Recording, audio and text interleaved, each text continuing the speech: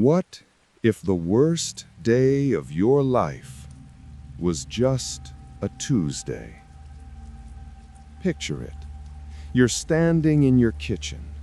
The phone rings. You get the news that would shatter anyone else in any other century. A car accident, a heart attack, the kind of news that stops time. But instead of falling to your knees, instead of the room spinning, you just check your watch. You realize you have a meeting in an hour. You open the medicine cabinet. You take the orange bottle with the child-proof cap. You pop a little blue pill, FDA approved, insurance mandated. And 20 minutes later, you aren't grieving. You're fine. You're ready to answer emails. Welcome to the future, where heartbreak is just a chemical imbalance we fixed. A world where moving on isn't a journey, it's a dosage. Settle in, folks. I hope you're warm. I'm looking out the window of the station here, and the desert is unnervingly quiet tonight. Just the low hum of the transmitter and the coyotes arguing over something dead in the ravine. I wonder where you are right now. Maybe you're on the I-95 corridor, watching the red taillights blur in the rain. Maybe you're in a dorm room in Austin, staring at a ceiling fan that wobbles just a little too much. Or maybe you're just tired. Grab a blanket. If you're driving, loosen your grip on the wheel. You're safe here. We're just talking. Just you and me, watching the end of the world from the front porch. Tonight, we're looking at the ultimate convenience. We fixed the supply chain. We fixed the internet speeds.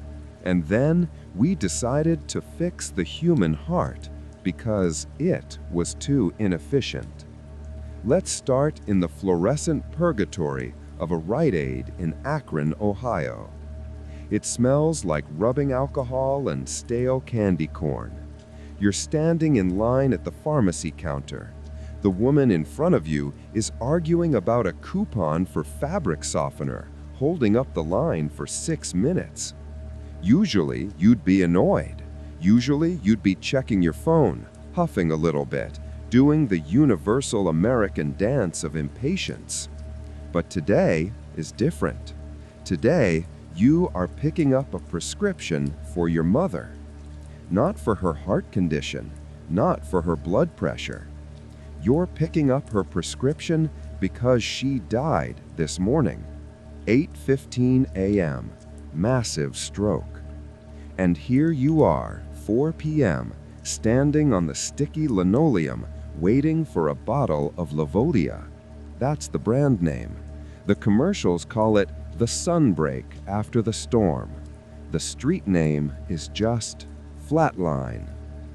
It blocks the reuptake of cortisol and severs the neurological pathways associated with acute longing. It doesn't make you forget her.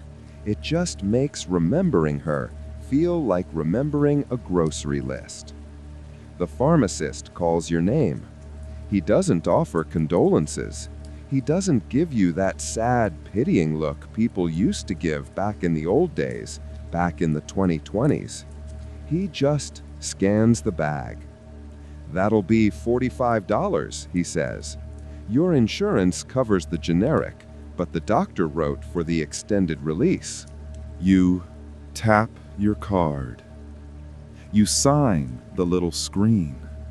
The machine asks if you want a receipt. You hit no. Think about that transaction. The death of the woman who brought you into this world, processed with the same emotional weight as buying a stick of deodorant. This is the visceral reality of the new American dream.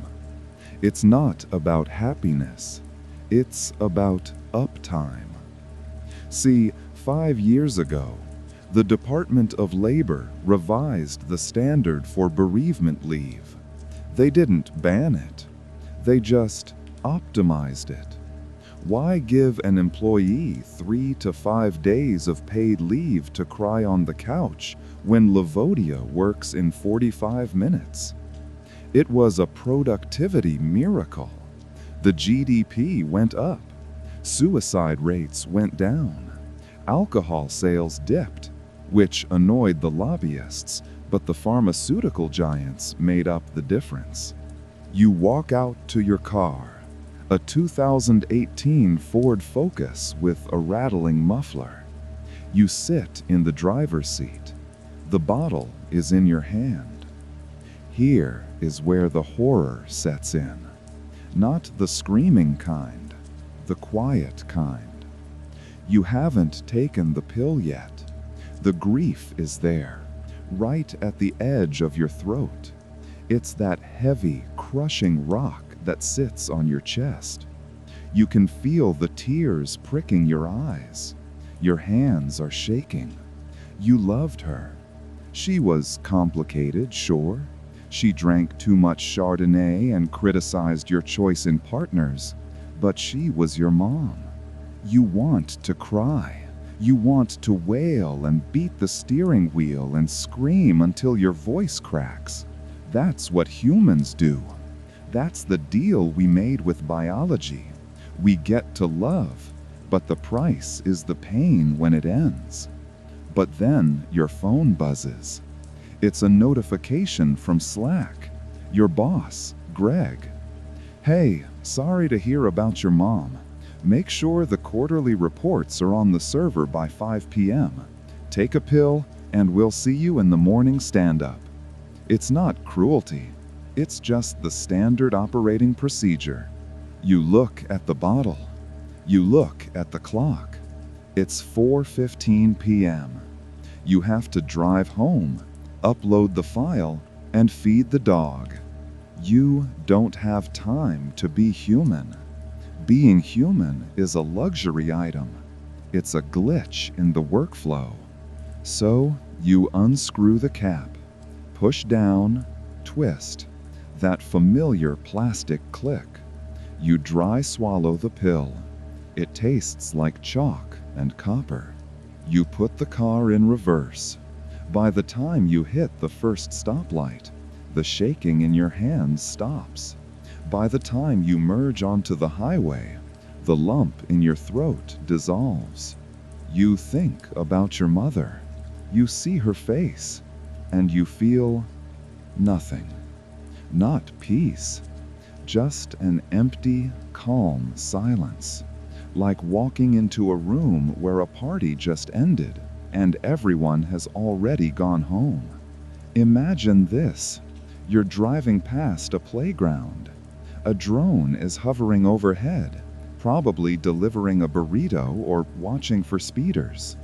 You look in the rearview mirror. Your eyes are dry. Your pulse is steady. The radio is playing a pop song about a breakup, and for the first time in history, the lyrics don't resonate. You are fully functional. You are a productive member of society. You are over it before the body is even cold. You stop at a drive-thru for a coffee because, hey, you're up late tonight finishing those reports. The kid at the window hands you the cup. "Have a nice day," he says robotically. "You too," you say, and you mean it, because the pill works. But deep down, in the back of your mind, in that small lizard brain part of you that the chemicals can't quite reach, a tiny voice is screaming. It's screaming because you just sold your sorrow for $45 and a thumbs up from your boss. Admit it, if you had that bottle sitting on your nightstand and you had a big presentation tomorrow, you'd take it, wouldn't you? We all would. And that's the tragedy. We didn't lose our humanity because it was stolen. We lost it because it was inconvenient. Welcome back. Keep your eyes on the road if you're driving. If you're lying in the dark, just breathe. Let the static wash over you. We're still here. We're still watching the slow-motion car crash of the human experience. Let's talk about the morning after. In the old world, the world of messy biology and inconvenient sobbing, the morning after a death was the hardest part. That split second when you woke up, the sunlight hitting your pillow, and for a microsecond, you forgot. You forgot she was gone. And then the memory would hit you like a sledgehammer to the ribs. The air would leave the room. The ceiling would descend. You'd curl into a ball and wish the earth would just swallow you whole. But not you. Not today. Not with 50 milligrams of Levodia circulating in your bloodstream. You wake up to your alarm at 6:30 a.m. You don't gasp. You don't reach for a phone to call a number that no longer answers. You just wake up. The data in your brain is accessible, but it carries no voltage. Fact, mother is deceased. Fact, it is Wednesday. Fact, coffee requires grinding. It's terrifyingly efficient. You stand in the shower, and usually this is where the tears would mix with the water, where you'd slide down the tiles because your legs gave out. Instead, you're thinking about your commute. You're mentally drafting an email to the HR department about updating your emergency contact info. It's a logistical task, like renewing your vehicle registration. This is the intensity of the void. It isn't loud. It isn't bloody. It is the absolute suffocating silence of a heart that has been chemically scrubbed clean. You get to the office at 8:55 a.m. You walk past the receptionist, Sarah. She knows. Everyone knows. In a small town or even a sprawling office park, bad news travels faster than fiber optics. Sarah looks up, ready to give you the sad eyes, ready to lower her voice to that reverent whisper people use for the grieving. But you smile.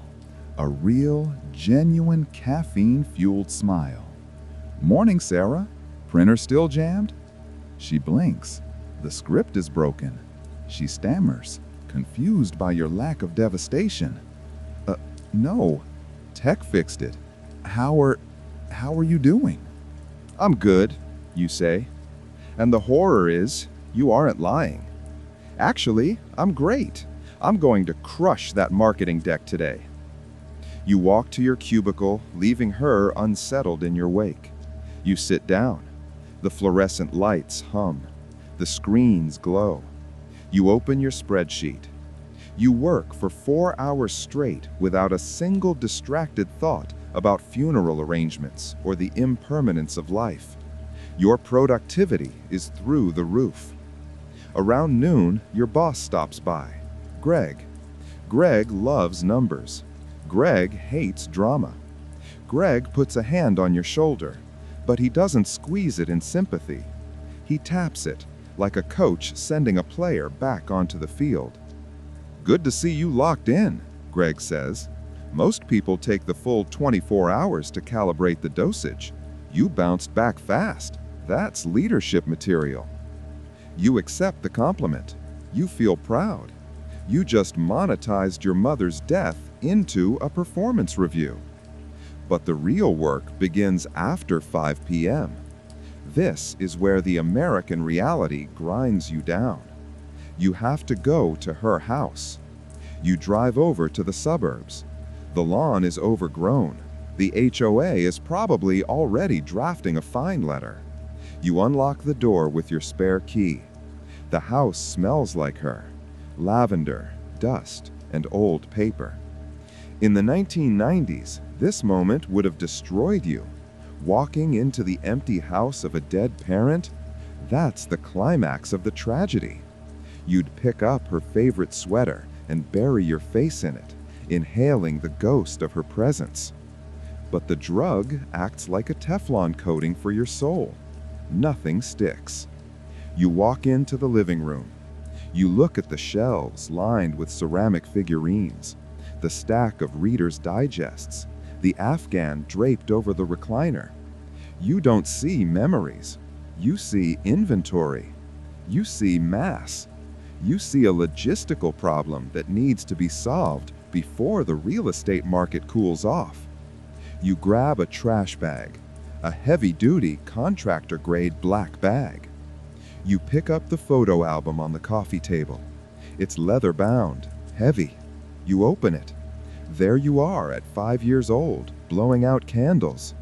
There she is, young and laughing, holding you like you were the only thing that mattered in the universe. Your brain registers the image. Visual input. Birthday, 1998. No nostalgia. No pang of loss. Just an assessment of storage space. You live in a one-bedroom apartment. You don't have room for books. You don't have room for dusty albums. Cloud storage is full. Scanning this would take hours. You close the book. You drop it into the trash bag. Thud. Next, the ceramic figurines. Clink, crash, into the bag. The sweater she was wearing the last time you saw her? Donations bin. Or maybe just trash. It has a stain. Why bother washing it? You move through the house like a locust, consuming and discarding a lifetime of accumulation in 3 hours. It's a frenzy of efficiency. You are stripping the house to its studs, turning a home into a unit ready for Zillow. By 9 p.m., you're standing in the driveway. The curbside is lined with 10 black bags.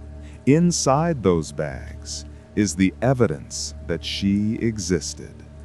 The love letters she kept from your father, the drawings you made in kindergarten, the Christmas ornaments, all of it bagged and tagged for the waste management truck coming on Thursday. You stand there, sweating in the cool evening air. You look at the pile of trash, and for a second, just a split second, the chemistry flickers. Maybe the dosage is wearing off slightly. A thought creeps in from the edges of your mind, a thought that doesn't belong to the drug. I just threw away my mother. It's a terrifying thought. It's a monstrous thought.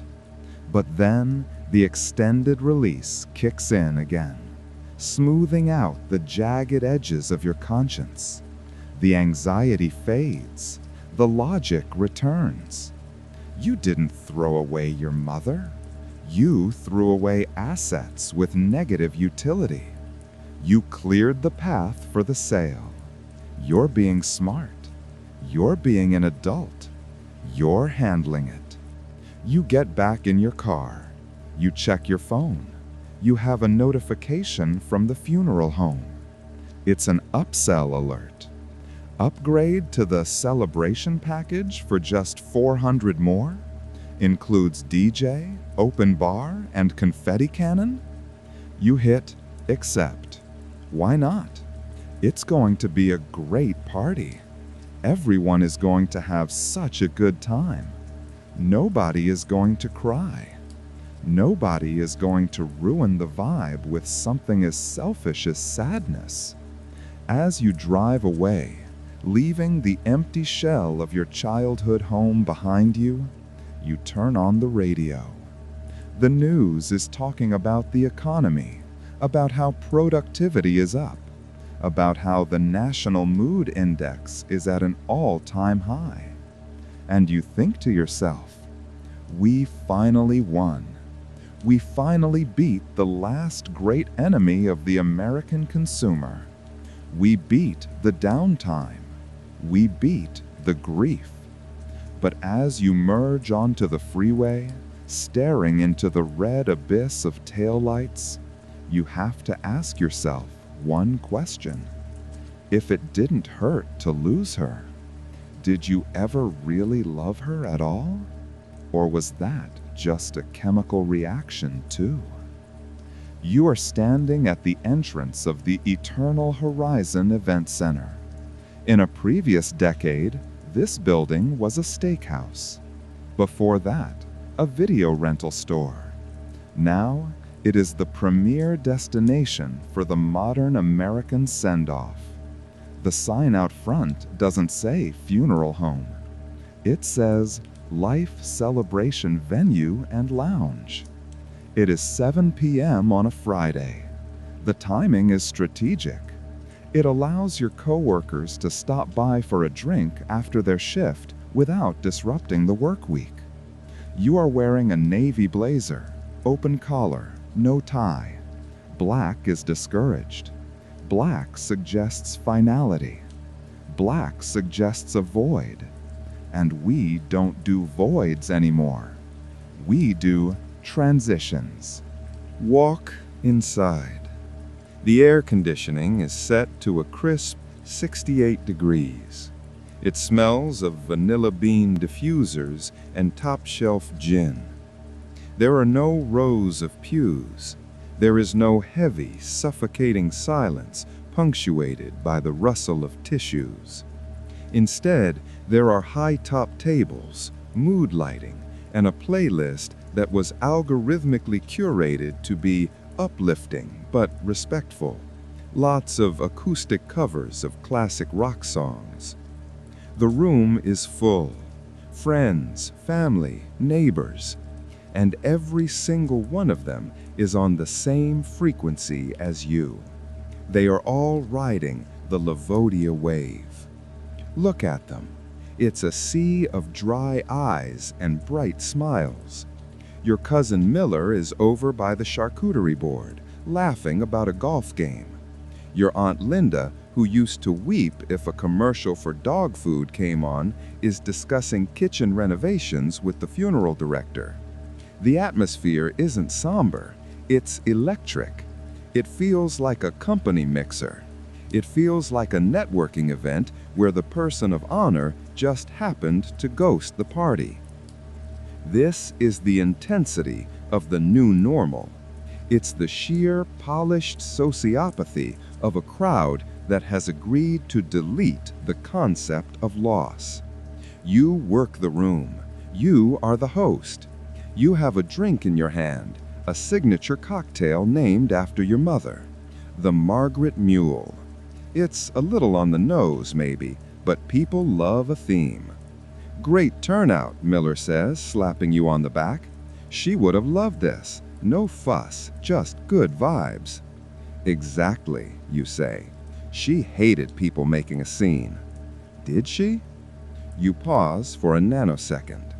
You remember her crying at her own mother's funeral, wailing until her knees gave out. You remember her saying that grief was the price of love. But that memory feels like a corrupted file. It doesn't compute. It's inefficient data. You swipe it away. Then you see him. The glitch in the matrix. It's Uncle Jerry, your mother's older brother. He's 72, a relic of the analog age. He doesn't trust digital banking, and he certainly doesn't trust personality-altering chemicals, as he calls them. He is the only person in the room who isn't on the pill. He stands out like a crime scene.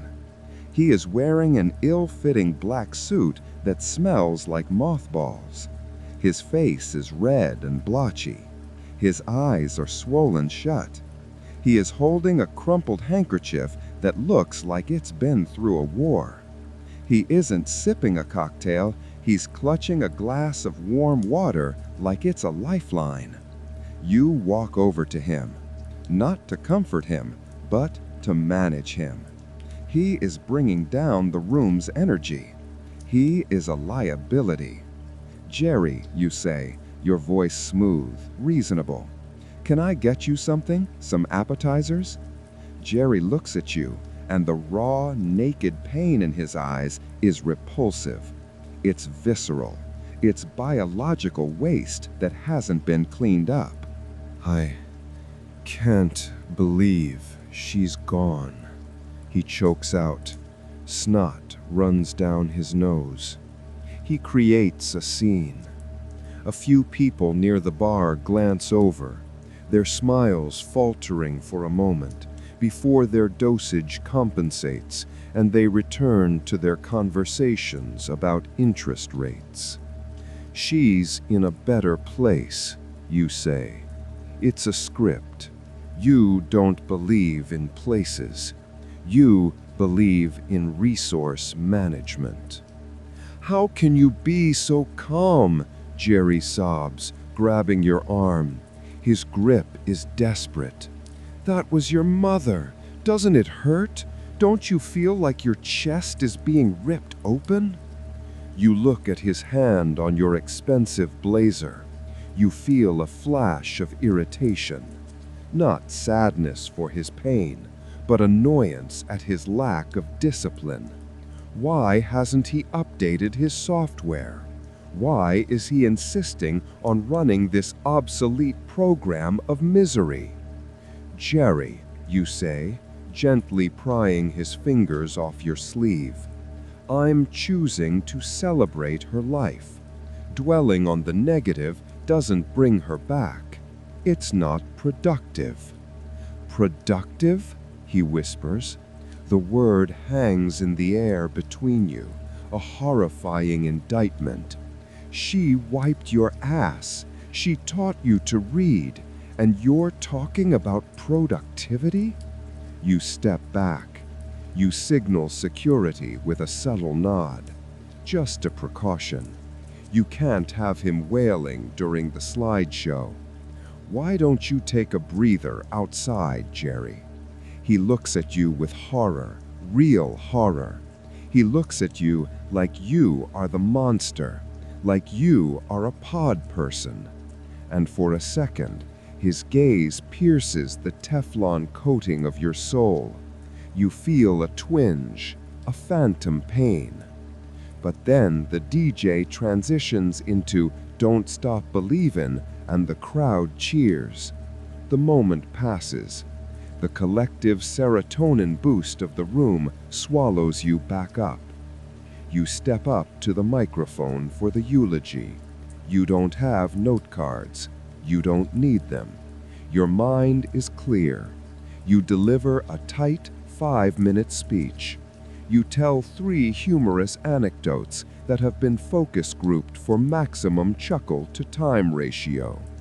You list her accomplishments: 30 years at the bank, a paid-off mortgage, a clean driving record.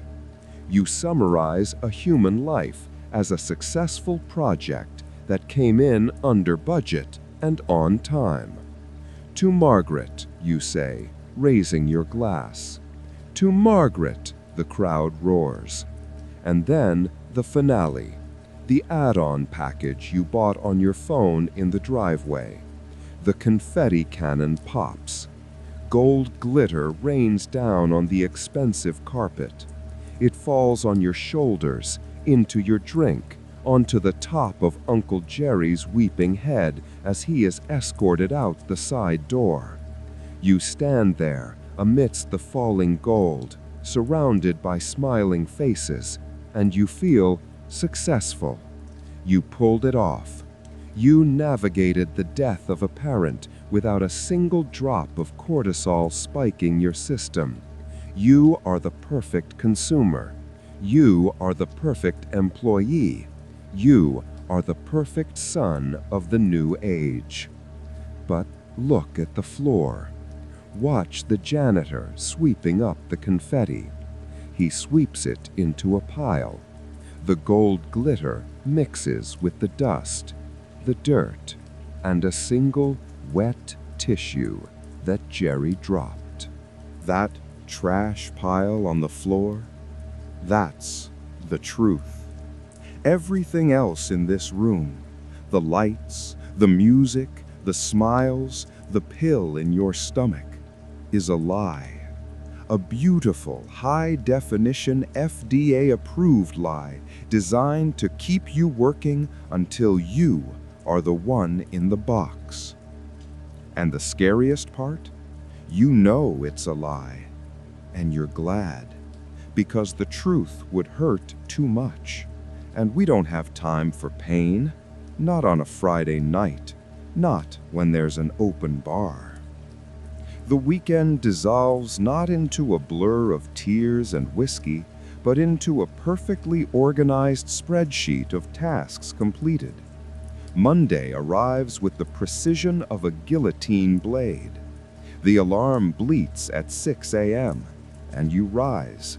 No headache, no swollen eyes, no spiritual hangover. You are a machine that has been turned off and turned back on again, operating at optimal efficiency. You merge onto the interstate. The sun is blindingly bright, reflecting off the glass towers of the business district. It's a beautiful day, and that fact alone should make you sick. The universe should be mourning. The sky should be gray. Rain should be lashing the pavement. But the weather doesn't care, and neither do you. The chemical dam in your brain is holding back the floodwaters, and the reservoir is dry. You walk into the office. The fluorescent lights hum their familiar dead tune. You pass the break room. There is a birthday cake for someone in accounting. People are laughing. You grab a slice. You eat it. It tastes sweet. Think about the violence of that act. Your mother has been dead for 72 hours, and you are eating grocery store sheet cake and chuckling at a joke about the copier jamming. It is a desecration of the soul, performed in casual business casual. Your boss, Greg, nods at you as you pass his glass-walled office. He doesn't ask how you are. He knows. He sees the Levodia glow, that specific, placid vacancy in the eyes that says, I am here, I am working, and I feel absolutely nothing. You are the model employee. You are the ultimate asset. You have eliminated the downtime of being human. But the real horror of Chapter 4 isn't what happens at work. It's what happens on your lunch break. You sit in your car in the parking garage, the engine idling to keep the AC running. You have a list on your phone. Estate management, digital footprint. In the old days, you cleaned out a closet. You smelled the perfume on old coats. You held physical objects. Now, you clean out a cloud. You are deleting the digital evidence that she ever existed. You open her email account. You have the password. She wrote it in a notebook you threw away on Friday. You log in. The inbox is full of newsletters, coupons for vitamins, and spam. It is a digital echo of her daily routine. Select all. Delete. Confirm. Thousands of emails vanish in a microsecond. The screen blinks. Inbox 0. It's satisfying. It feels like cleaning a stain off a countertop. You don't feel the weight of the correspondence, the letters from old friends, the recipes she emailed to herself. You just see data that is taking up space. Next, social media. You navigate to her profile. There she is, smiling in a photo from 3 years ago, holding a glass of wine at Thanksgiving. Underneath, the comments are frozen in time. Great pic, Mom. Looking good, Margaret. You go to Settings, Memorialization Options. The platform gives you a choice. Turn the page into a memorial where people can post tributes, or permanently delete the account. A memorial means notifications. It means maintenance. It means being reminded. You hover your thumb over permanently delete. The app prompts you. Are you sure? This action cannot be undone. All photos, messages, and connections will be lost. A normal human reaction would be hesitation, panic, the fear of losing the last tether to the person who made you. You hit yes. The screen loads, a spinning wheel of death. And then, pop, the login screen reappears. She is gone, wiped from the server. The space where her digital soul resided has been overwritten by zeros and ones, ready to be sold to a teenager in Milwaukee or a bot farm in Russia. You feel a sense of accomplishment. You check the box on your list. Then, the final task, the phone company. You dial the customer service number. You navigate the labyrinth of automated menus. For billing, press 1. To add a line, press 2. If you are calling to close an account due to the passing of a subscriber, press 7. Press 7. The hold music is an upbeat, synthesized jazz loop. You tap your fingers on the steering wheel, impatient. You aren't sad, you're just annoyed that this is taking up your break. A human finally answers. Or maybe it's a very advanced AI. It's getting harder to tell. Thank you for calling Horizon Mobile. My name is Jessica. First, let me offer my condolences on your loss. Her voice is flat, scripted. She is reading a prompt. Thanks, you say, your voice equally flat. I need to cancel the line ending in 4490. I can certainly help with that, Jessica says. I see here that Margaret had been a customer for 20 years. She was on our grandfathered gold plan. Okay, just cancel it, please. Well, sir, Jessica says, the pitch of her voice shifting into sales mode. Because she was a legacy customer, we can actually transfer that number to you as a secondary line for only $10 a month. It's a great way to keep a piece of her with you. You can listen to her old voicemails, keep her contacts. This is the visceral reality of the marketplace. They are trying to upsell you on your dead mother's phone number. They are trying to turn your grief, or the lack of it, into a reoccurring revenue stream. No thanks, you say. Just cut it. Are you sure? She pushes. Once we disconnect, the number goes back into the pool. It could be assigned to someone else within 24 hours. If you ever call it again, a stranger might answer. Pause. Imagine that. You call your dead mother's phone number next week, just out of habit, and a stranger answers.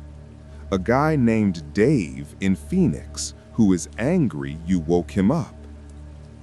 Does that thought hurt? It should.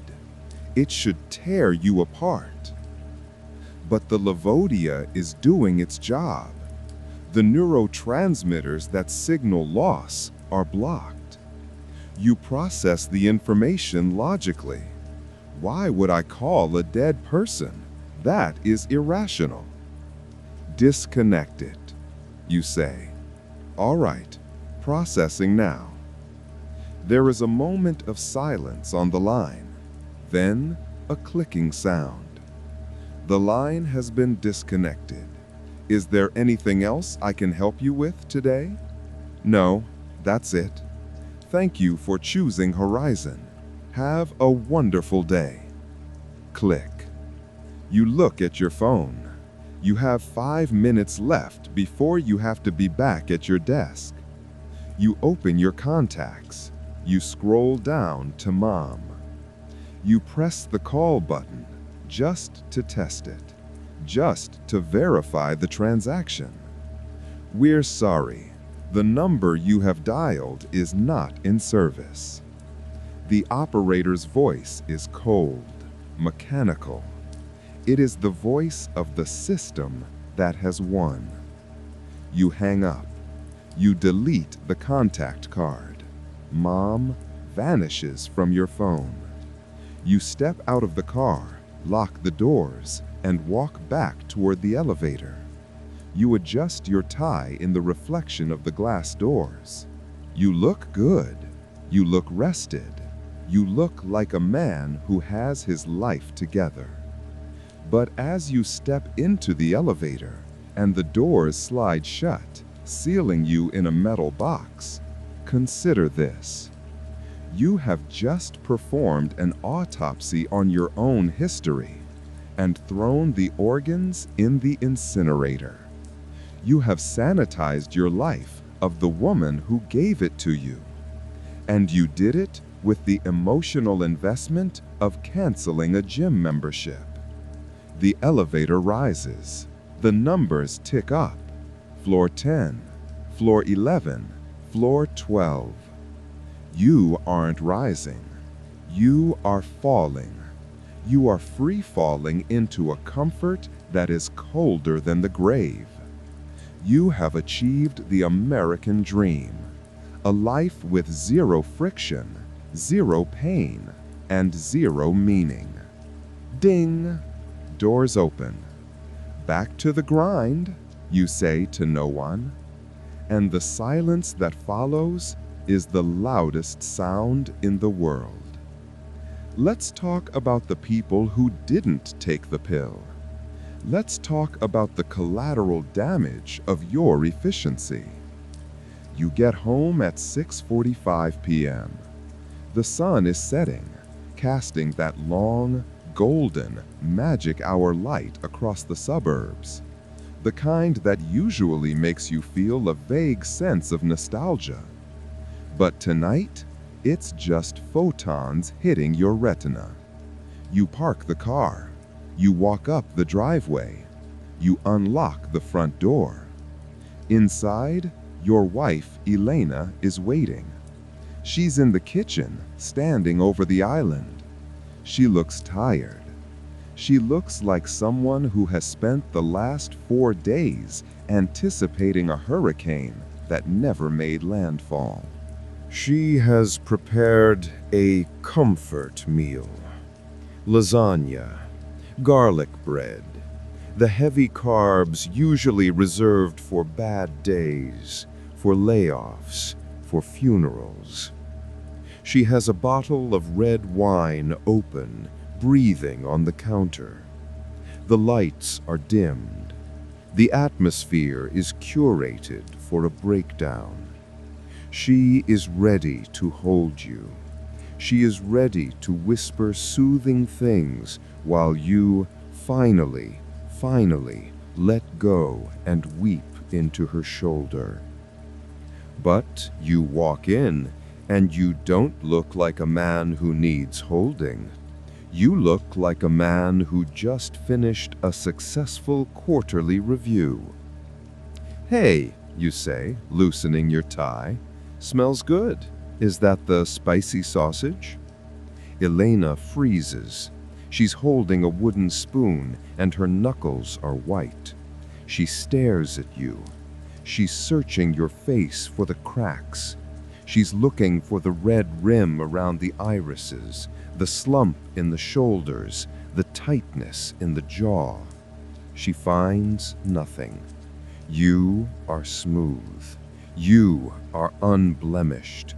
You are terrifying.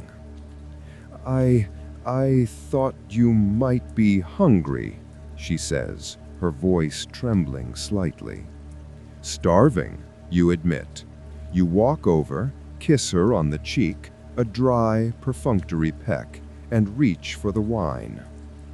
"Work was crazy today.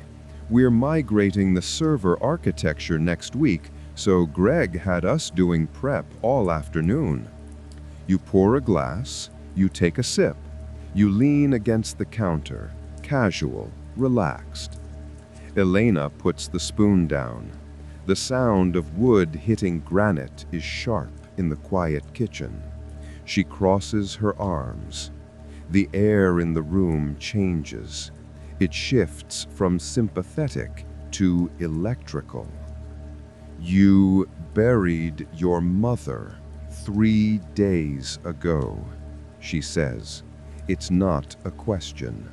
It's an accusation. I know, you reply. You take a bite of bread. The service went well, don't you think? Under budget? You worked today, she continues, her eyes narrowing. She is studying you like you are a specimen in a jar. You went to work, and now you're talking about server architecture. Life goes on, Elle. The world doesn't stop. You should stop, she snaps. Her voice cracks. You should stop. You're scaring me. You pause. You put the wine glass down. You look at her, really look at her, with that chemically enhanced clarity. You see the fear in her eyes, but you don't feel empathy. You feel a mild intellectual curiosity. Why is she upset? The problem, grief, was solved by the solution, Levodia. Why is she insisting on the problem? I'm fine, you say, your voice steady, reasonable, the voice of a hostage negotiator. I took the medication, it's working, I'm functional. Would you prefer I was curled up in a ball on the floor? Would you prefer I lost my job? Would that be better for us?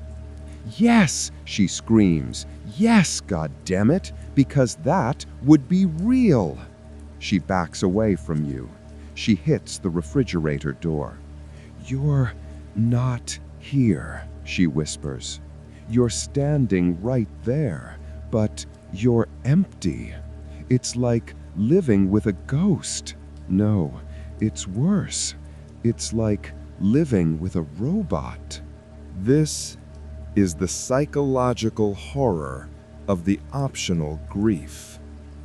It's not just that you don't feel pain. It's that you have become unrecognizable to the people who love you. Intimacy requires shared vulnerability. If you are invulnerable, you are alone. You take a step toward her to comfort her, but she flinches. She actually flinches. Stop, she says. Just answer me one question. Okay. She takes a breath. A tear slides down her cheek. Real, salty, biologically mandated sadness. If it were me, if I died tomorrow, would you take it? The room goes silent. The hum of the refrigerator seems deafening. This is the trap. This is the question that destroys marriages. The social contract demands you say no. The script of romance demands you say, I would be destroyed. I would mourn you forever. I would wander the earth in agony because you are my other half. But the pill is a truth serum for the soul. It strips away the poetry and leaves only the logic. You look at her. You calculate the variables. If Elena died, you would lose a second income. You would lose a domestic partner. You would be lonely. Loneliness decreases life expectancy. Depression affects job performance. To maintain your standard of living, to keep the house, to survive the American economy, you would need to be functional. I have a mortgage to pay, Elle, you say softly. I have responsibilities. You didn't say yes, but you didn't say no. The look on her face changes. The sadness evaporates, replaced by a cold, dawn-breaking realization. She isn't looking at her husband anymore. She is looking at a survivalist. She realizes that to you, she is an asset, a beloved asset, a high-value asset, but an asset nonetheless. And assets are insurable. Assets are replaceable. "You'd take it," she whispers. "You'd wipe me out in 45 minutes. You'd put my clothes in a bag and be back at work by Tuesday." It's not about not loving you, you argue, trying to use logic on a bonfire. It's about coping. It's about not letting the pain destroy the future. "The pain is the point," she cries. "The pain means I mattered. If you can erase the pain with a copay, then I never mattered at all. I'm just content. I'm just screen time." She pushes past you. She leaves the kitchen. You hear her footsteps on the stairs, then the slam of the bedroom door. The lock clicks. You stand there in the kitchen. The lasagna is cooling. The wine is breathing. You are alone. And you are fine. You are completely, utterly fine. You eat your dinner standing up over the sink. You wash the plate. You dry it. You put it away. Later, you walk upstairs. You try the bedroom door. Locked. You don't knock. You don't beg. That would be inefficient. You go to the guest room, the room that used to be your office before you needed the space. You strip down to your boxers. You get into the cold, stiff sheets. You stare at the ceiling. In the next room, your wife is sobbing. You can hear the muffled sounds through the drywall. She is mourning. She is mourning you. She is mourning the man you used to be, the man who would have broken down the door to hold her. But that man is gone. He was optimized out of existence. You close your eyes. Your heart rate is 58 beats per minute. You fall asleep in 90 seconds. No dreams, no nightmares, just the black, velvety silence of the void. You sleep the sleep of the dead, while the living weep in the room next door. And the scariest part? You prefer it this way. The guest room bed is too small, and the mattress is too soft, but you sleep like a stone dropped into a well. You wake up at 5:45 a.m., 15 minutes before the alarm. You are greeted not by the morning sun, but by a subtle, creeping tremor in your left eyelid. This is the biological tax. This is the fine print they put on the side of the bottle in 4-point font. Levodia has a half-life. The extended release is a marketing term, not a guarantee. Around hour 20, the chemical dam begins to develop hairline fractures. The water pressure of your repressed trauma starts to push against the concrete. You sit up. The house is silent. Elena has already left, or maybe she never came home. You don't check. You don't care to check. That apathy is fading, though. In its place, a cold, prickly sensation is spreading across your skin, like the air in the room has dropped 20 degrees. You walk to the bathroom. You look in the mirror. For the first time in days, you see something behind your eyes. It's faint, distant, like a shark swimming deep in dark water, but it's there. It's the pain. It's the realization that your mother is rotting in a box and your wife hates you. Your breath hitches. A single jagged sob tries to claw its way up your throat. It catches in your chest, a physical obstruction, burning like acid reflux. You panic, not because you are sad, but because you are losing control. You are crashing. You are about to become inefficient. You fumble for the orange bottle on the sink. Your hands are shaking so badly you almost drop it. The child-proof cap feels like a vault door. Push down, twist, push down, twist, come on. The cap pops off. You dry swallow 2 pills this time. The doctor recommended 1, but the doctor isn't staring into the abyss at 6 a.m. on a Tuesday. You lean over the sink, gripping the porcelain until your knuckles turn white, waiting for the cavalry to arrive in your bloodstream. It takes 7 minutes. You count them. You watch the second hand on your watch tick, tick, tick. And then the wash. The cold, metallic wash of chemical serotonin floods your brain. The shark sinks back into the depths. The tremor in your eyelids stops. The burning in your chest cools into a flat, manageable numbness. You straighten up. You fix your hair. You are back online. But the world outside is starting to look different. Now that you are a user, you start to notice the cracks in the system.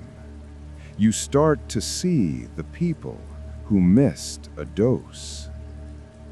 You take your lunch break in the city plaza. It's a concrete expanse of corporate art and overpriced salad chains. You sit on a bench eating a kale wrap that tastes like wet cardboard, watching the herd. Everyone is moving with that same eerie, fluid purpose. They are all optimized. They are all medicated. But then the rhythm breaks. Over near the fountain, a commotion. The crowd parts like oil and water. A circle forms. In the center of the circle is a young man. He looks maybe 25. He is on his knees. He is screaming. It's not a scream of anger. It's a primal, gutted howl. It is the sound of an animal that has been caught in a trap and knows it is going to die. He is clutching a framed photograph to his chest. He is rocking back and forth, wailing a name over and over again. Sarah! Sarah! Oh God, Sarah! The reaction of the crowd is the true horror. In a human world, people would rush to him. They would offer a hand, a shoulder, a water bottle. They would see pain, and their mirror neurons would fire, compelling them to help. But this is the post-grief world. The crowd doesn't help. They recoil. They look at him with a mixture of disgust and fear. It's the same way you'd look at a man defecating on the sidewalk. He is displaying emotional incontinence. He is leaking his biological fluids, his tears, his snot, his agony into the public space. He is a biohazard. You watch from your bench, chewing your kale wrap. You feel a sneer curling your lip. Pull it together, you think. Have some dignity. Buy the pill. A security guard approaches. He isn't carrying a first aid kit. He's carrying a radio and a taser. "Sir," the guard barks, "Irk, you need to calm down. You are disturbing the peace." "She's dead!" the man screams, looking up with wild, bloodshot eyes. "She's dead, and I can't breathe." "Sir, this is private property. You are in violation of the noise ordinance. I need you to lower your volume, or I will have to escort you off the premises." The man doesn't lower his volume. He screams louder. He is fighting for the right to feel. He is fighting for the validity of his loss. The guard sighs. It's a bureaucratic sigh. He unclips his radio. "Dispatch, we have a code blue in the plaza. Male subject, unmedicated, non-compliant. Send the containment team." Containment, not paramedics. Containment. 2 minutes later, a white van screeches up to the curb. 2 large men in blue scrubs jump out. They move with practiced efficiency. They don't speak to the man. They flank him. One grabs his arms, the other produces a syringe. It's over in seconds. The needle goes into the man's neck. His screaming turns into a slur. His body goes limp. They hoist him onto a stretcher, strap him down, and toss the framed photo onto his chest like a piece of luggage. The crowd watches, impassive. A few people film it on their phones, likely to post with captions like "Monday vibes" or "Get help, bro." As the van drives away, taking the raw, unfiltered humanity to a stabilization center, the crowd instantly reforms. The gap closes. The harm of conversation returns. The incident is deleted. You finish your wrap. You crumple the foil wrapper. But as you stand up to head back to the office, you feel a phantom itch on your neck, right where the needle went into the stranger. You check your pocket to make sure the orange bottle is there. You rattle it. The sound is comforting. You realize with a sudden sharp clarity that you aren't just taking the pill to stop the pain. You are taking it to stay in the herd. You are taking it because the alternative is to be the man on the ground screaming at the sky while the rest of the world looks at you like a broken appliance that needs to be hauled to the dump. You are a junkie for normalcy. You walk back to your building. You step into the lobby. You nod at the security guard, the same type of man who just dragged that kid away. "Afternoon," he says. "Afternoon," you reply. You get into the elevator. You are safe. You are numb. You are a good citizen. But deep down, under the layers of chemistry, under the Teflon soul, you are terrified. Because you know that if you ever lose that bottle, if the prescription ever runs out, they will come for you too. And they won't bring tissues. They'll bring straps. Let's talk about debt. Not the kind you carry on a Visa card with a 24% interest rate, though that's American enough. Let's talk about biological debt. You see, evolution spent millions of years building a system where pain acts as a teacher. You touch fire, you burn. You learn not to touch fire. You lose a loved one, you grieve. You learn the value of the tribe. It's a closed loop. But when you introduce Levodia into the ecosystem, you aren't paying the debt. You're just deferring it. You're taking out a payday loan on your own sanity. And the collectors are starting to call. It's been 8 days since the funeral. You are sitting in your kitchen at 2 a.m. You can't sleep anymore. The insomnia has mutated. It's not the tossing and turning kind. It's a vibrating, electric wakefulness. Your eyes are wide open, staring at the granite countertop, tracing the veins in the stone. Your wife, Elena, is gone. She packed her bags on Saturday while you were at the gym. She left a note on the table. It was 3 pages long, single-spaced, handwritten, a manifesto of heartbreak. You read it. You understood the syntax. You recognized the vocabulary. But you processed it like a user manual for a toaster. Fact, Elena is unhappy. Fact, she has relocated to her sister's residence in Scarsdale. Action item, cancel the joint checking account. You shredded the note. Not out of anger. Anger requires passion, but because it was clutter.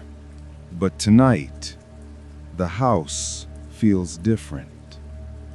The silence isn't peaceful. It's pressurized.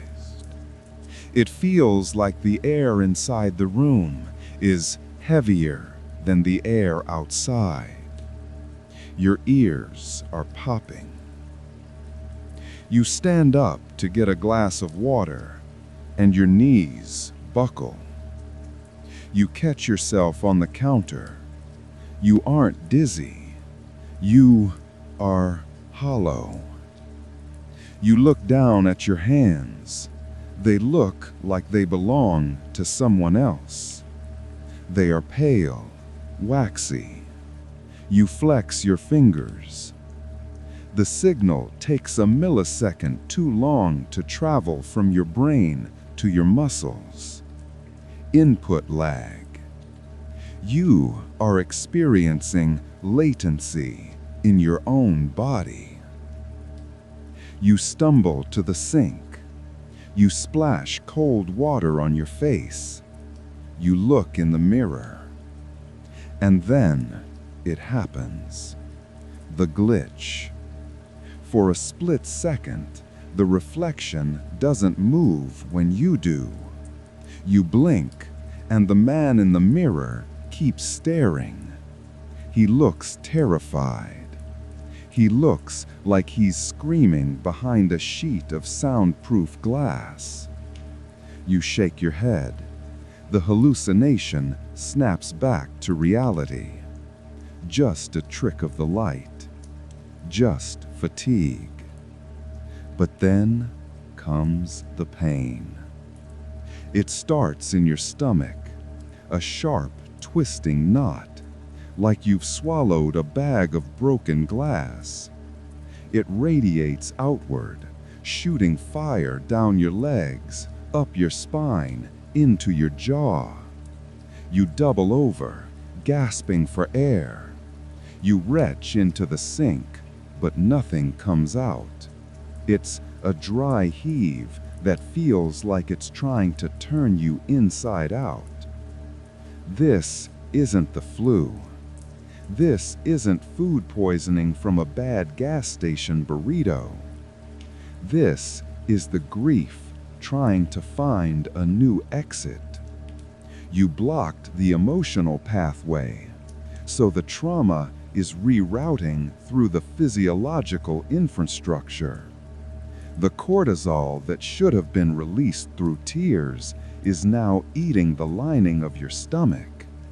The adrenaline that should have fueled a breakdown is now frying your nervous system. You collapse onto the kitchen floor. The cold tile presses against your cheek. You are curled in the fetal position, the universal shape of human suffering. But your mind is still chemically locked. You are observing your own agony with the detachment of a scientist watching a rat in a maze. Observation. Heart rate is 140 BPM. Observation. Abdominal spasms are severe. Hypothesis. Somatic symptom disorder induced by repression. You try to crawl toward the pantry. You need the bottle. You need the dosage. The doctor said, as needed. Well, you need it. You need it like you need oxygen. You drag yourself across the linoleum. Your expensive suit pants, because you haven't bothered to change out of your work clothes in 2 days, slide against the floor. You reach the pantry door. You pull it open. The bottle is on the second shelf. It glows orange in the dim light of the refrigerator display. You reach up. Your hand spasms. You knock the bottle over. It falls. It hits the floor. The cap, the child-proof safety seal, tamper-resistant cap, cracks. Little blue pills scatter across the kitchen floor like confetti, like seeds. You scramble for them. You are on your hands and knees scrambling for the chemical peace, your dignity completely gone. You are the junkie in the alley, except your alley has a sub-zero fridge and a kitchen island. You grab a handful. You don't count them. You shove them into your mouth. You chew them. Bitter, chalky, chemical foulness. You swallow them dry. You lie there on the floor, waiting. And while you wait, surrounded by the scattered pills, your eye catches something under the edge of the refrigerator. It's a magnet, a stupid plastic souvenir magnet from a trip to Cape Cod 5 years ago. It fell off when you slammed the door earlier. It's shaped like a lobster. You and Elena bought it at a gift shop. She was laughing because you dropped your ice cream cone in the sand. She wiped your face with a napkin, kissing your nose, calling you her clumsy genius. The memory hits you. Not the data of the memory, but the sensation of it. The smell of the salt air, the warmth of her lips, the sound of her laugh, that specific bell-like laugh that she only used when she was truly happy. The drug hasn't kicked in yet. The shield is down. For exactly 8 seconds, you feel it. You feel the vast, crushing, infinite weight of what you have lost. You feel the silence of the house not as peace, but as the absence of life. You realize that you are alone in a universe that is indifferent to you. You realize that your mother is decomposing in the dirt and your wife is sleeping in a stranger's guest room. And you are lying on a kitchen floor eating poison to stop from feeling human. You open your mouth to scream. You need to scream. You need to make a sound that acknowledges the horror. Your lungs fill with air. Your vocal cords tighten. But then, the chemistry hits. It hits like a sledgehammer wrapped in velvet. The Levodia floods your receptors. The neurological gate slams shut. The scream dies in your throat. It dissolves into a soft, pathetic exhale. The pain in my stomach vanishes. The shaking stops. The memory of Cape Cod turns back into a JPEG file. Flat, motionless, irrelevant. You lie on the floor for another minute, just staring at the baseboards. You check your watch, 2:15 a.m. You push yourself up. You brush the lint off your suit. You look at the spilled pills. Cleanup required, your brain says. You grab a broom and a dustpan. You sweep up the spilled medication. You pour them back into the cracked bottle. You put the bottle back on the shelf. You walk to the sink and wash your face again. The man in the mirror is back to normal. He is calm. He is ready. You didn't scream. You won. But as you turn off the kitchen light and walk back into the darkness of the hallway, you notice something. Your hand is bleeding. You must have cut it on the cracked plastic of the bottle. You look at the blood welling up on your palm, bright red. You don't feel it. You don't feel the cut at all. And that is the moment you realize the drug isn't just taking away the sadness, it's taking away the nerves. It's taking away the warning system. You could burn to death right now, and you wouldn't know it until you smelled the smoke. You walk upstairs to the empty bedroom. You get into bed. You close your eyes. And for the first time, you don't dream of nothing. You dream of a vast white room with no doors, and you are sweeping the floor forever. The bandage on your hand is soaked through, a dark, rusty blossom blooming on the white gauze. But you don't change it. Why would you? It doesn't hurt. It doesn't throb. It's just a logistical issue, a leak in the hydraulic system that requires a patch. You are standing in the elevator of your office building, ascending to the 45th floor. Today is the day. The quarterly Synergy Review, the big show. This is the moment you sacrificed your morning for.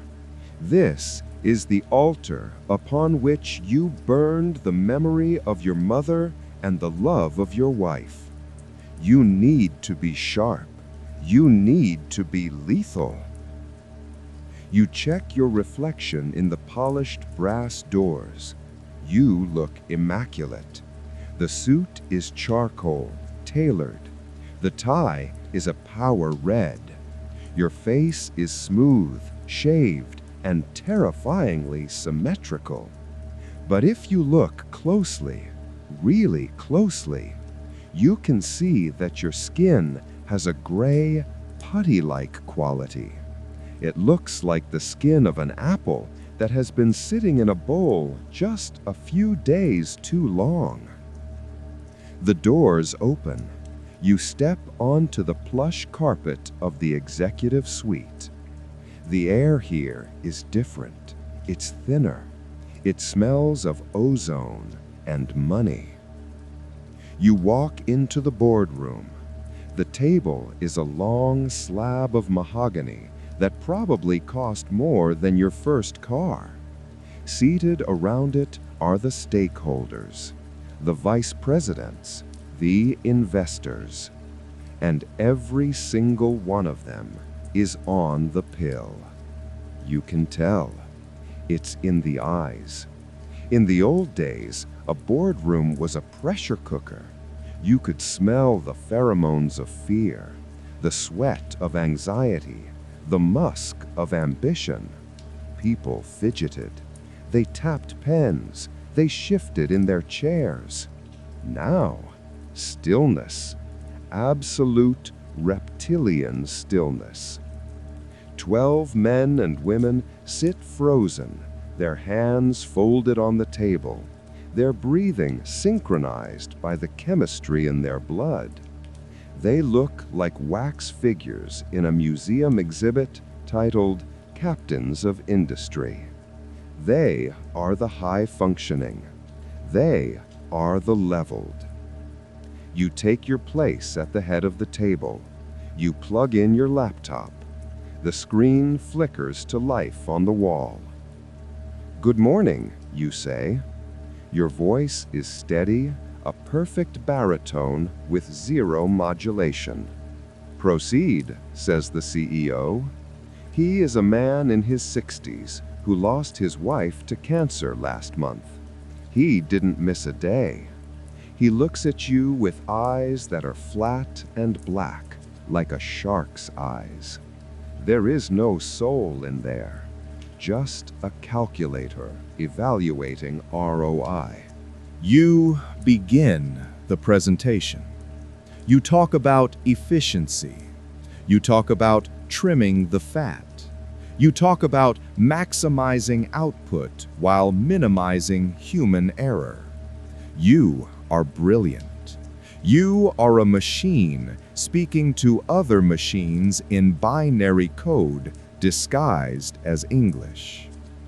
By eliminating the bereavement redundancy, you say, pointing to a graph that trends upward in a jagged red line, we have recaptured 14,000 man-hours in Q3 alone. Nods around the table. Slow, mechanical nods. They approve.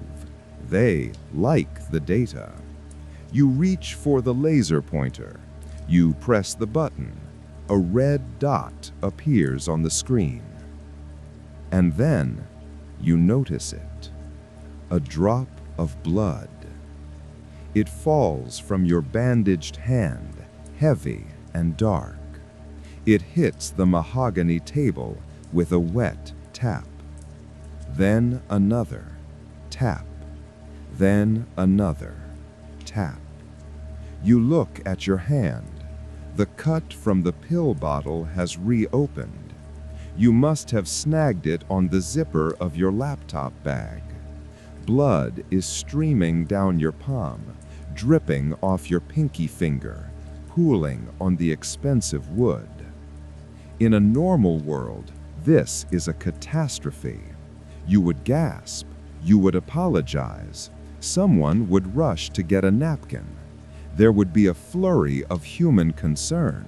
"Oh my God, are you okay?" But in this room, nothing. The CEO watches the blood drip. He doesn't recoil. He doesn't grimace. He tracks the viscosity of the fluid. "You're leaking," he says. His tone is the same as if he were telling you your PowerPoint slide had a typo. "My apologies," you say. You don't feel embarrassed. Embarrassment is a chemical reaction you no longer possess. Minor laceration. I'll address it. You pull a handkerchief from your pocket. You wrap it tightly around your hand. The white cloth turns red instantly. You squeeze. You should be in agony. That amount of pressure on an open wound should make you scream. You feel nothing. Not a sting, not a throb. It feels like you are wrapping a piece of wood. "Continue," the CEO says, bored. You continue. You finish the presentation with blood seeping through your fingers, leaving rusty smears on the clicker, on the table, on your notes. And nobody cares. Because blood is just matter. Pain is just a signal. And we have muted the signal. The meeting ends. You get a polite round of applause. A dry, rhythmic clapping that sounds like dry leaves skittering across pavement. "Good numbers," the VP of Sales says to you as he packs up. "Very clean." "Thanks," you say. But then you see Greg. Greg, your boss. The man who introduced you to Levodia. He is standing by the window, looking out at the city skyline. He isn't moving. He isn't packing up. You walk over to him. "Greg, we good on the projections?" Greg doesn't answer. He is staring at the sun, directly at the sun. "Greg?" You touch his shoulder. It's rock hard. Tension? No. Rigidity. He turns his head slowly to look at you. And this is where the bottom falls out of your stomach.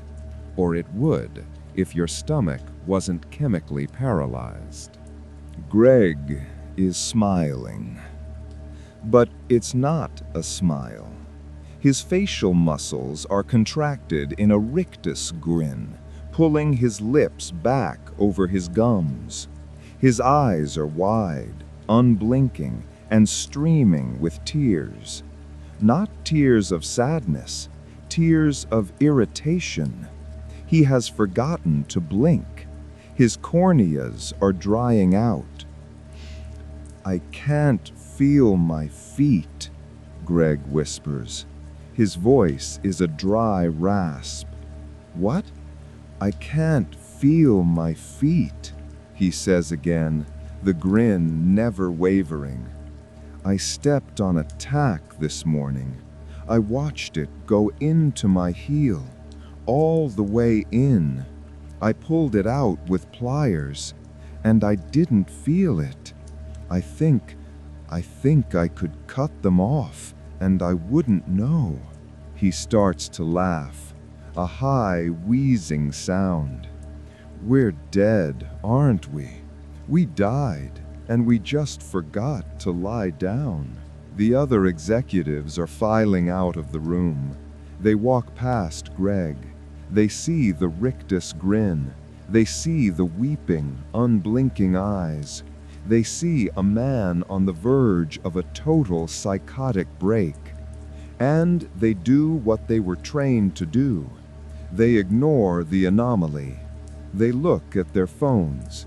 They check their watches. "Greg," you say, a flicker of logic-based concern appearing. "You need to go to maintenance. I mean, a doctor." "Doctor?" Greg laughs, and blood from a cracked lip bubbles up. "I don't need a doctor. I need an undertaker."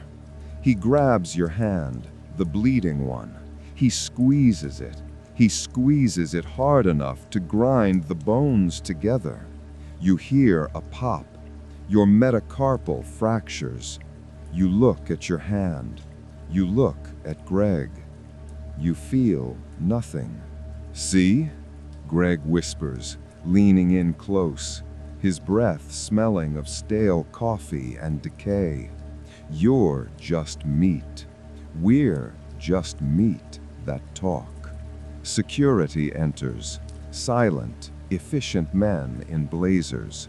They gently detach Greg from you. They guide him out of the room. He goes willingly, still grinning, still staring at the sun. "Good job on the quarterly," the CEO says as he walks past you, stepping over a drop of your blood on the carpet without breaking stride. You are left alone in the boardroom. You look at your broken hand. The fingers are bent at an unnatural angle. The handkerchief is soaked. You walk to the window. You look down at the city, the cars moving like blood cells through the arteries of the streets. You try to summon fear. You try to summon horror. You try to summon anything. But the void is complete. You are a successful executive with a broken hand and a dead mother, and your only thought as you stand in that $1 million room is that you hope the blood doesn't stain your cuff, because the dry cleaner closes at 6. You are the American dream realized. You are indestructible. You are unstoppable. And you are already gone. The drive home is a blur of red taillights and rain. It is raining in that specific, miserable American way. A cold, gray drizzle that makes the asphalt shine like an oil slick. You are behind the wheel of your sedan, navigating the I-495 gridlock.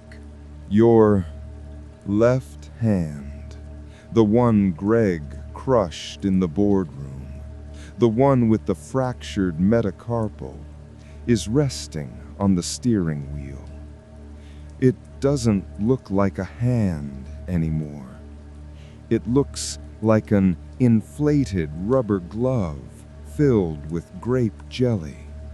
It is swollen, purple, and shapeless. The fingers are pointing in directions that anatomy textbooks say are impossible. You are driving with one hand. You are merging lanes. You are listening to a podcast about optimizing your 401k. You should be in an ambulance. You should be in shock. Your body should be flooding your system with endorphins and adrenaline, the biological siren screaming, "Damage, damage, damage." But the Levodia is still piloting the ship. The siren has been cut. The wires have been stripped. You look at your mangled hand and you don't feel horror. You feel a mild annoyance. It's a mechanical failure. It's a flat tire. It's an inconvenience that will require maintenance before you can type efficiently tomorrow morning. You pull off the highway. You don't go to the emergency room. The ER means waiting rooms. It means forms. It means how would you rate your pain on a scale of 1 to 10? And you don't have an answer for that because your scale has been calibrated to 0. It means downtime. You have emails to answer. You have the quarterly projections to finalize. So, you go to CVS.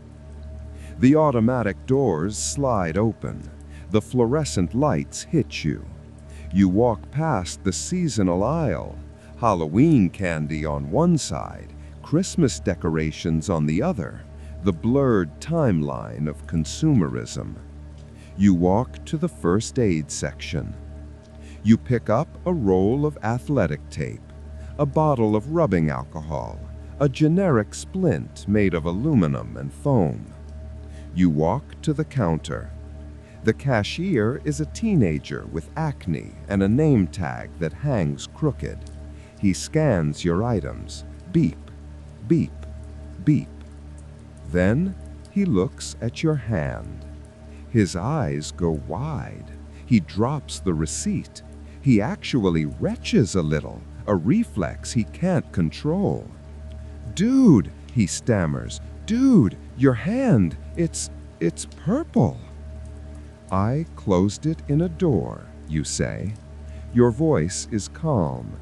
It is the voice of a man ordering a ham sandwich. "Do you accept Apple Pay?" "You need a hospital, man. That boon it's trying to come out." "Receipt's in the bag, please," you say. You pay. You take the bag. You walk out. You sit in your car in the parking lot. The rain drums on the roof. You turn on the overhead light. It casts a sickly yellow glow over the interior. Now we enter the visceral reality of the self-made man, the ultimate expression of American independence. Why pay a doctor when you can do it yourself? Why rely on the system when you are the system? You open the vodka you bought, not for drinking, for sterilization, efficiency. You pour it over your hand. It should burn like hellfire. It feels like water. You look at the finger. The bone is definitely misaligned. You need to set it. In the movies, The hero grits his teeth. He bites on a leather strap. He screams when he snaps the bone back into place. You don't have a leather strap. You have a podcast playing in the background. You grab your own finger with your good hand. You look at it objectively. You understand the physics. Force times leverage equals alignment. You pull. There is a sound, a wet, sickening crunch. It sounds like stepping on a dry branch wrapped in wet meat. The bone grinds against bone. The vibration travels up your arm, vibrating in your shoulder socket. You feel the impact, but not the pain. It's sensation without context. It's like watching a car crash on television with the sound off. You verify the alignment. Straight enough. You apply the splint. You wrap the tape. Around and around. Tight. Tighter. You create a white, mummy-like cocoon around the injury. There, you whisper. Fixed. But then, something happens. Something that isn't supposed to happen. You drop the roll of tape. You lean back against the headrest, and you start to shiver. It's not the cold. The heater is on. It's shock. See, the Levodia blocks the psychological perception of pain. You don't have a leather strap. You have a podcast playing in the background. You grab your own finger with your good hand. You look at it objectively. You understand the physics. Force times leverage equals alignment. You pull. There is a sound, a wet, sickening crunch. It sounds like stepping on a dry branch wrapped in wet meat. The bone grinds against bone. The vibration travels up your arm, vibrating in your shoulder socket. You feel the impact, but not the pain. It's sensation without context. It's like watching a car crash on television with the sound off. You verify the alignment. Straight enough. You apply the splint. You wrap the tape. Around and around. Tight. Tighter. You create a white, mummy-like cocoon around the injury. There, you whisper. Fixed. But then, something happens. Something that isn't supposed to happen. You drop the roll of tape. You lean back against the headrest, and you start to shiver. It's not the cold. The heater is on. It's shock. See, the Levodia blocks the psychological perception of pain, and it numbs the nerve endings to a degree. But it doesn't stop the physiological cascade of trauma. Your body knows it has been mutilated. Your heart rate is plummeting. Your blood pressure is bottoming out. Your skin is turning gray and clammy. Your body is dying, but your mind is still checking emails. This is the dissonance. This is the separation of church and state within your own biology. You are a consciousness trapped in a rotting vessel, and you can't figure out why the vessel is shaking. System alert, your brain thinks. Motor functions compromised. Reboot required. You reach into your pocket for the bottle, the orange bottle, the Holy Grail. You pull it out. You shake it. It's empty. You stare at the amber plastic. You turn it over. Dust. Just orange dust. You remember the kitchen floor. You remember sweeping them up. You remember the crack in the bottle. You must have missed some. You must have miscalculated the inventory. Panic? No, not panic. Logic-based urgency. You need a refill. You check the time. 9:45 p.m. The pharmacy inside is closed. You look at the CVS. The lights in the pharmacy section are off. The metal gate is down.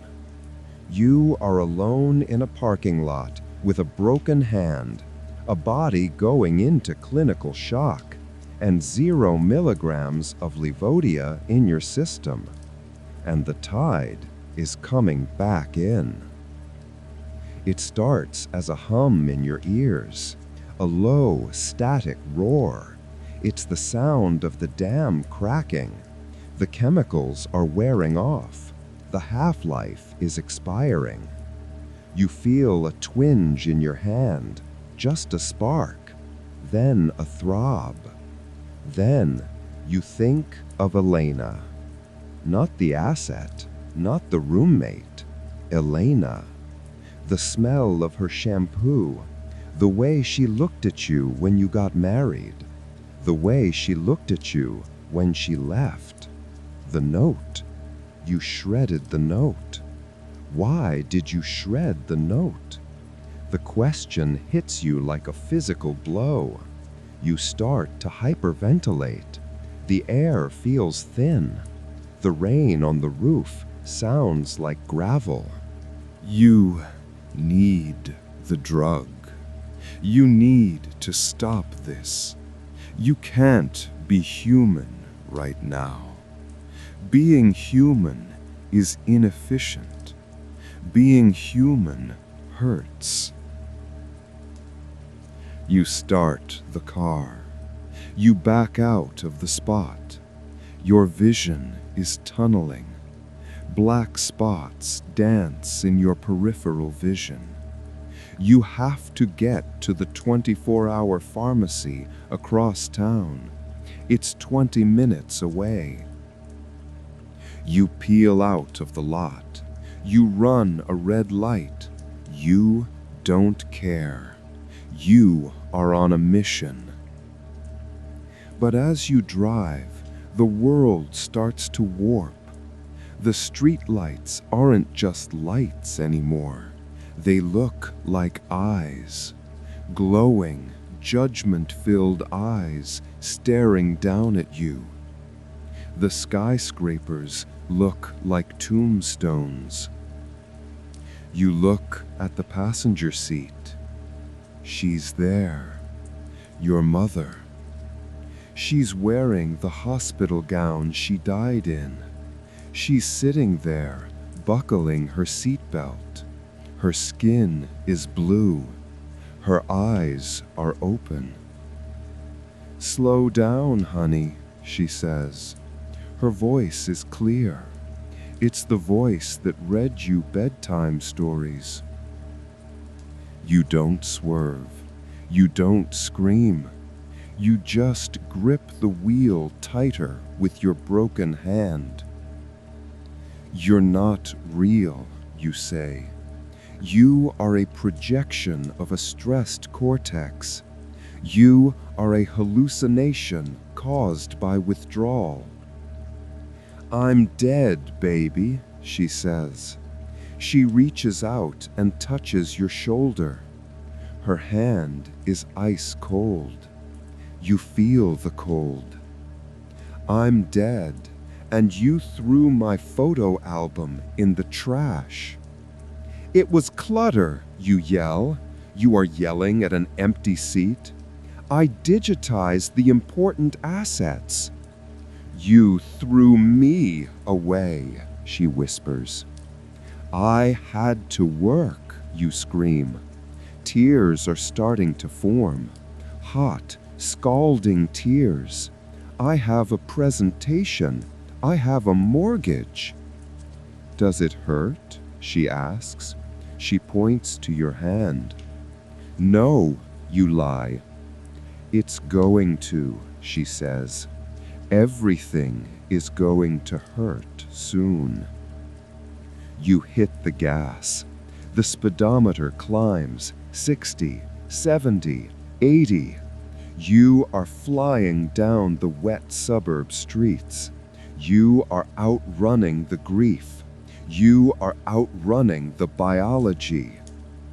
You see the sign ahead, Walgreens, 24 hours. The neon red W is a beacon in the storm. You screech into the lot. You slam the car into park. You look at the passenger seat. She's gone. Just a wet spot on the upholstery. You stumble out of the car. The rain soaks you instantly. Your suit is ruined. Your hand is throbbing now, a deep, rhythmic bass drum of agony that is syncing up with your heartbeat. You run toward the sliding doors. You are going to get the refill. You are going to fix the leak. You are going to be okay. But as the doors slide open and the cold air hits your face, you realize something terrifying. You don't have the prescription. It's digital. It's on your phone. You pat your pockets. Your phone is in the car. You turn around. You look through the rain at your sedan. The engine is running. The lights are on. And sitting in the driver's seat, locking the doors, is you. Another you. The version of you that took the pill. The version of you that doesn't feel pain. The version of you that works. He looks at you through the windshield. He smiles, that empty, flat, terrifying smile. He puts the car in reverse. And he leaves you there, standing in the rain, alone, with the pain finally arriving like a freight train. The red taillights of your own car fade into the mist, vanishing down the wet asphalt like dying embers. You are standing in the middle of the Walgreens park, and he leaves you there, standing in the rain, alone, with the pain finally arriving like a freight train.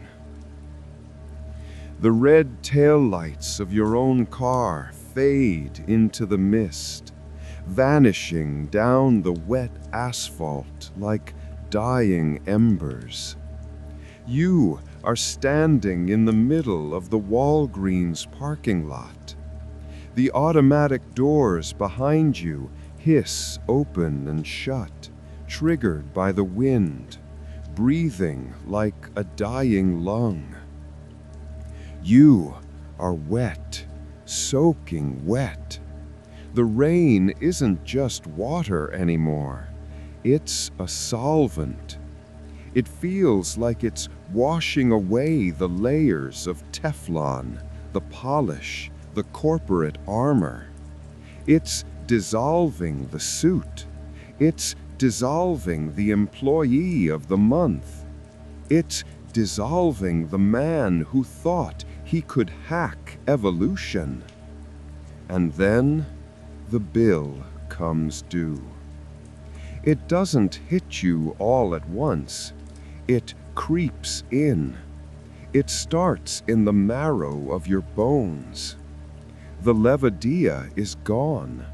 The receptor sites in your brain are stripped bare, raw and shivering, screaming for the chemical blanket that isn't coming. First, the hand. The adrenaline from the drive wears off, and the agony of your broken metacarpal arrives with the force of a train collision. It's a white-hot, blinding spike that travels up your arm and explodes in your shoulder. You look down. The tape is soggy. The splint is slipping. Your hand is a ruined, pulsing thing.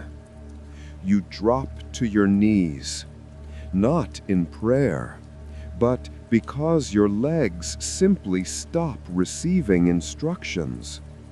The wet concrete grates against your skin through the fabric of your ruined trousers. Then, the stomach. The ulcer you've been ignoring rips open. But these are just physical symptoms. These are manageable. These are things you can point to on a chart. The real horror, the thing that makes you curl forward until your forehead touches the oily pavement, is the emotional debt. For 10 days, you have deferred the grief. You put the loss of your mother into a holding pattern. You put the end of your marriage into a spam folder. You put your own humanity on credit. And now, the bank is foreclosing. You gasp, sucking in air that smells of exhaust and ozone. And suddenly, you see her. You don't see a ghost. You don't see a hallucination. You see the memory, the real memory. You see your mother in the hospital bed. You see the way her chest stopped moving. You see the stillness, the absolute terrifying finality of a universe that subtracts people and never gives them back. Mom, you whisper, and the word breaks you.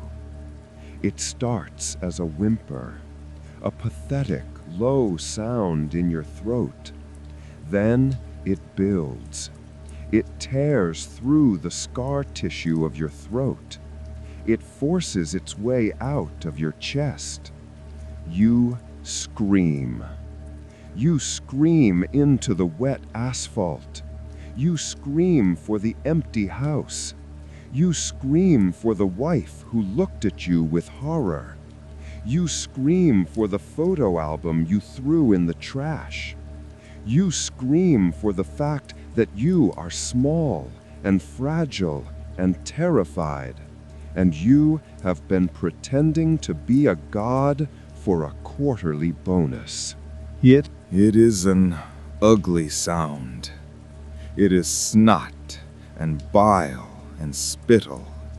It is the sound of the animal inside you clawing its way out of the machine. People are walking by, a couple huddled under an umbrella, a teenager in a hoodie. They stop. They look at you. 10 days ago, you would have judged this. You would have seen a man on his knees in a parking lot and thought, inefficient, unstable, broken. You would have called security. You would have voted to have him removed. Now, you are him. You are the anomaly. You are the glitch. And in that moment of total humiliation, lying in a puddle of rainwater and motor oil, you finally feel it. You feel the pain. It is excruciating. It feels like your chest is being hollowed out with a rusty spoon. It feels like you will never be warm again. It feels like the world is ending. But it also feels true. It feels real. For the first time since the phone rang on that Tuesday morning, you are actually occupying your own life. You aren't floating above it. You aren't managing it. You are suffering it. You roll over onto your back. The rain hits your face, mixing with the tears, indistinguishable. You look up at the neon sign, Walgreens. The red W buzzes, flickering. You realize you could go inside. You could drag yourself through those doors. You could beg the pharmacist. You could lie. You could tell them you lost your prescription. You could get the pill. You could stop this. You could go back to the numbness. You could catch up to the car, to that other version of you who is currently driving home to sleep in a silent house. You stare at the door. Your hand throbs. Your heart breaks. And you stay on the ground. You choose the pain. You choose the suffering, because you realize now that the suffering is the receipt. It's the proof of purchase. It's the proof that you loved her. It's the proof that you are alive. If you don't feel this, you don't get to be human. A shadow falls over you. You blink the rain out of your eyes. It's a security guard. He looks tired. He's holding a flashlight. He looks down at you, a man in a ruined suit, weeping on the ground. "Sir," he says, "you can't stay here, sir. You're blocking traffic." You look up at him. You try to speak, but your voice is gone. You just nod. "You okay?" he asks. He hesitates. He sees the broken hand. He sees the devastation in your face. He reaches into his pocket. You flinch, expecting a radio or a phone to call the containment van. But he pulls out a pack of tissues, pocket-sized, Kleenex. He hands it to you. "It's a rough night," the guard says softly. "My dad passed last year. It rains a lot, doesn't it?" You take the tissues. Your fingers, swollen and purple, struggle to grip the plastic. "Yeah," you croak. "It rains a lot." He reaches down. He offers you a hand, a real, warm, human hand. "Come on," he says. "Let's get you out of the wet. Coffee shop next door is open." You take his hand. He pulls you up. You stumble, but he catches you. You lean on him. You are heavy. You are a burden. And he carries you. So, here we are, the end of the broadcast. I'm looking out at the desert, and the sun is just starting to bleed over the horizon, a bruised purple dawn. We spent the last hour talking about a world where sadness is optional, where you can chemically scrub the grief from your soul like getting a stain out of a carpet. It sounds nice, doesn't it? Sleep through the night, keep your job, never have to feel like your heart is tearing in half. But let me ask you this as you drift off tonight. If you could take that pill, if you could verify that you would never again have to feel the crushing weight of loss, would you do it? Would you trade the pain if it meant giving up the love that caused it? Because you can't have one without the other. They are the same currency. Grief is just love with nowhere to go. So maybe let it hurt. Maybe cry in the parking lot. Maybe let the dishes pile up and the emails go unanswered. maybe be human, just for a little while. It's messy, it's inefficient, it hurts like hell, but it's the only thing that's real. This is Divergence Point. I'm your host, watching the sun come up on a broken world. Good night, folks, and good luck.